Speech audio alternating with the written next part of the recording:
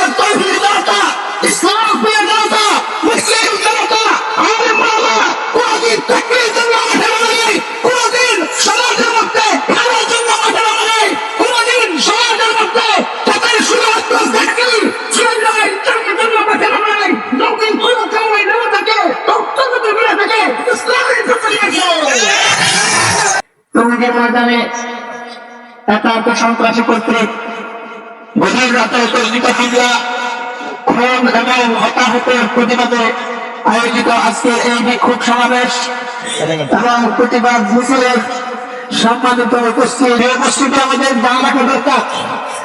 কোন জিনিস যদি সমস্যা মনে হয় প্রথমে আমাদের জানতে হবে এই বিষয়ের উৎপত্তিটা কোথেকে হয়েছে। তাবলীগ নিয়ে আজকে সমস্যার সমালোচনা, প্রথমে আমাদের জানতে হবে তাবলীগের উৎপত্তি কোথেকে। আমরা সবাই জানি যে এই তাবলীগের প্রতিষ্ঠাতা হযরত ইলিয়াস রাহমাতুল্লাহ আলাইহি যিনি একজন দাঁড়িয়ে সূর্য সন্তান করতেন।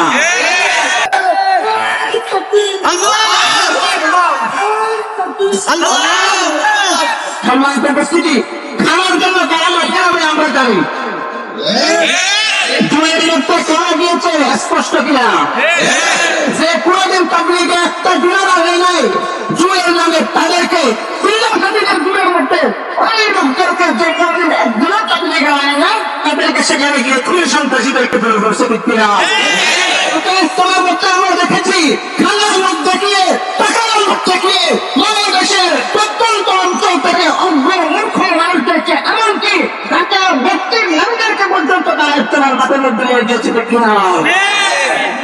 ওলামায়ে কেরামের ভাত বন্ধ করতে পারবে আর ওলামায়ে কেরাম ভাতের জন্য প্রয়োজন নামেও নাই না যায় না।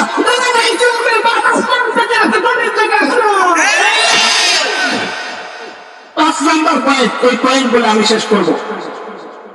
তারা বলে যার মাধ্যমে আমরা হেদায়েত পেয়েছি, পাইজনি পেয়েছি, দুব্বা পেয়েছি, ইসলাম পেয়েছি, হেদায়েতের পথে আসেছি, তাকে আমরা পাবো কোথায়? আমি একটা কথা সবাই করে নাউজুবিল্লাহ কোরআনে কারিমের মধ্যে আল্লাহ পাক বলছেন জাহান্নামীদের একদল লোক তারা শুধু আক্ষেপ করবে। কি আক্ষেপ করবে? আমরা যদি শুনতাম অথবা একটু বোঝার চেষ্টা করতাম আজকে আমাদের জাহান্নামের এই কথা হতো। আলহামদুলিল্লাহ তাদের কথা শুনে নাই, যারা তাদেরকে সঠিক পথে ডাকেছে তাদের কথা শুনে নাই, তাদের জিনিস বুঝতে চায় নাই, তাদের বাতিলের মধ্যে ছিল সেই জিনিস, তার চুপুরের মধ্যে ছিল, কোম্পানির মধ্যে ছিল, এই জিনিস তারা বুঝতে চায় নাই। আজকে সে ছেলেকে দিচ্ছে না তাদেরকে জাহান্নামের আমি আজকে এখান থেকে বলতে চাই সাহাবায়ে কেরামের জামাত সাত সাহেবের দাঁড় থেকে উত্তম নাকি অনুত্তম? উত্তম।